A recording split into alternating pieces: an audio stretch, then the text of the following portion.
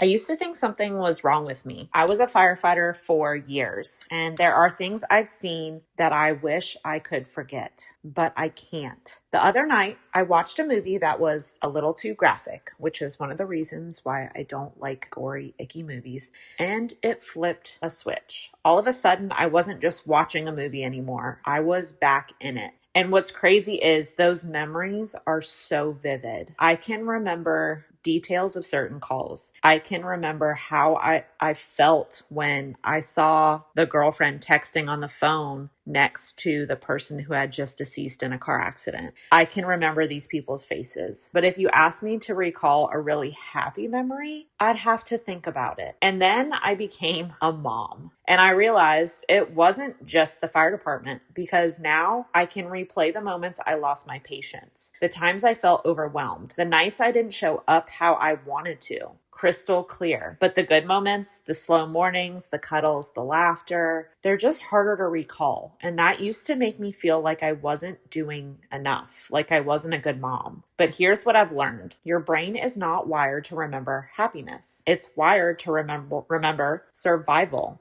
So the worst moments of your life, your brain goes, don't ever forget this. And if you've lived through trauma, it gets really, really good at holding on to those moments. But the good ones, the calm ones, the safe ones, your brain goes, we're good, moving on. And for moms, that survival mode doesn't look like a burning building. It looks like, am I doing enough? Am I messing them up? Why can't I keep up like all the other moms? Why am I so tired all the time? So your brain holds on to the overwhelm, the guilt, the moments you wish you handled better, because it thinks that's what will help you do better next time. But here's the part that changed everything for me. Your kids are learning how to experience life through you, not through your perfect moments, not through your worst moments, through what happens most of the time, through what gets repeated, through what gets repaired. Because your child's brain is being built in real time, they're not thinking, oh man, mom messed up today. They're learning, is the world safe? Am I safe? What happens when things feel hard?